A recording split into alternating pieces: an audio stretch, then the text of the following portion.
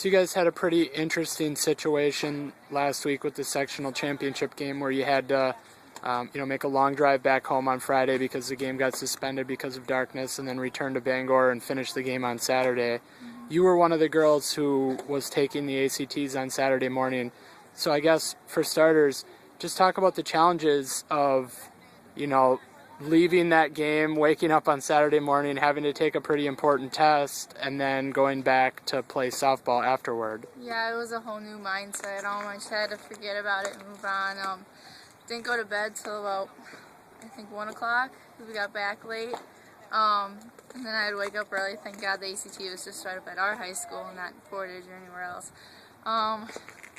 It was really hard to focus because I just wanted to sleep, but and I had already taken the ACT before, so I not gonna lie, I kind of slacked off a little bit on this one because my first one was pretty good. I just wanted to retake it, see what I would get.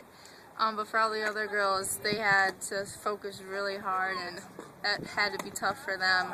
They had to get a lot of sleep and eat right, and even for a test, you need to be prepared for that. And then going back up Saturday was just, we were all kind of sluggish, and so we got there before the game started plenty early so we could take a lot of BP and get our arms warmed up to get going, and we did a good job with that. As far as taking the ACT test on Saturday morning, I imagine, like you said, it was hard to focus on the test, but at the same time, was it a nice thing to kind of have something to take your mind off the game for a little while, or not so much? Yeah, I try to focus on the questions as much as I could, but one way or another, I'd always think about the game again and think about how I'm going to attack this game differently than I did last night, and got a little off track, but I got back on. As far as leaving the game on Friday and then coming back on Saturday, what was the biggest challenge to, kind of just picking up as if it was any other game again on Saturday? What was the biggest challenge that you guys had to get over in that respect? Definitely staying focused and not forgetting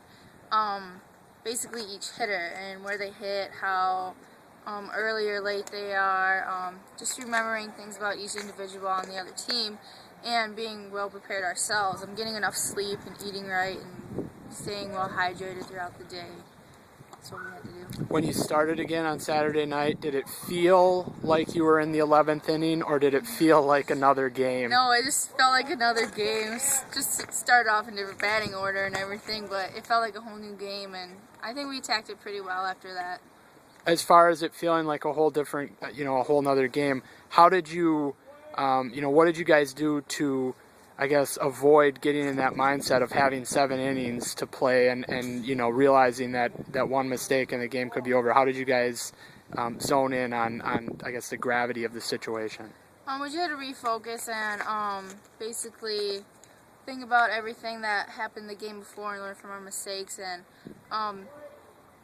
it was tough with having 3 umpires because we weren't really used to that kind of situation. So them calling illegal pitches was definitely different for me because they never have done that before. And for them to start calling that in the final game was kind of awkward. It was probably rough on our team because they weren't used to that. They probably didn't even really understand. So just focusing back up again and staying centered on each hit and each pitch. With the way the game ended, what have you guys done now in the past few days to just kind of put, the craziness of everything behind and move on and focus on state? How hard has that been, and what have you done to move on? It has been that hard to move on. We knew deep down that we should have won that game by a lot more. We were definitely the better team.